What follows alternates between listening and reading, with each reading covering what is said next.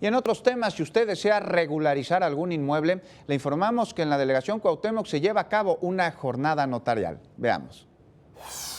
Los capitalinos recibirán descuentos de hasta el 60% en la obtención de escrituras de inmuebles con un valor catastral no mayor a los 337,382 pesos en esta jornada notarial 2017. Capitalinos se dieron cita en la delegación Cuauhtémoc para recibir asesoría y regularizar sus propiedades. Los del testamento, sí, a ver la información, los datos.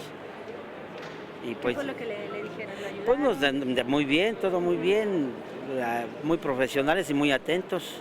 Ahorita vine a preguntar por lo de las escrituras, que qué tenía que traer para modo de hacer las escrituras.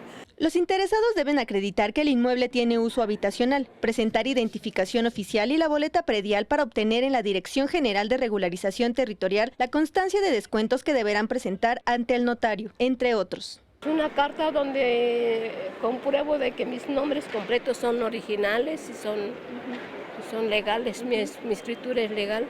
Esta jornada notarial atenderá todos los trámites y servicios relacionados con la transmisión o adquisición de bienes inmuebles, sucesiones testamentarias e intestamentarias, protocolización de títulos de propiedad y la elaboración de testamentos públicos abiertos. Los adultos mayores solo pagarán 444 pesos y el resto de la población 1,334 pesos. Los interesados en realizar cualquier trámite de la jornada notarial 2017 pueden acudir a las oficinas de la Dirección Territorial o llamar al 5658-1111. Asimismo, escribir a las redes sociales de la Consejería. Con imágenes de Manuel Hernández, Mariana Sánchez, 21 Noticias.